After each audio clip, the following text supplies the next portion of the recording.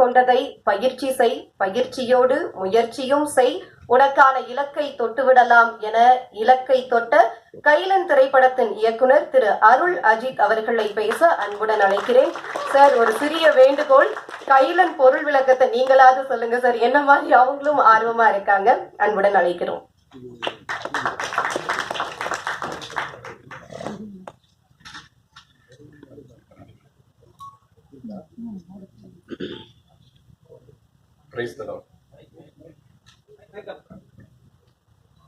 அனைவருக்கும் வணக்கம்.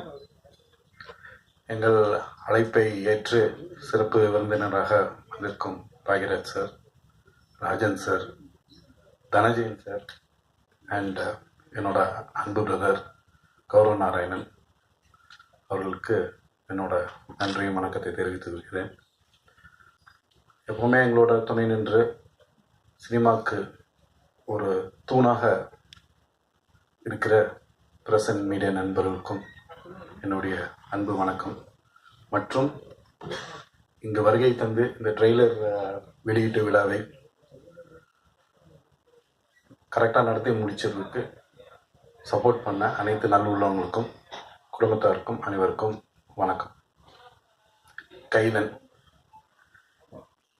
எல்லா உதவி இயக்குனரும் எவ்வளோ திறமையாக இருந்தாலும்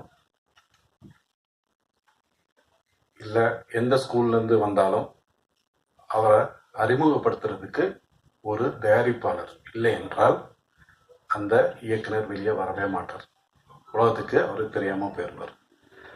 அந்த மாதிரி எனக்கு என்னை நம்பி இந்த படத்தை கொடுத்த பாசத்துக்குரிய அண்ணன் வி.டி. அரசகுமார் அவர்களுக்கு என் வாழ்நாள் முழுவதும் நான் கடமைப்பட்டிருக்கிறேன். I am very grateful sir.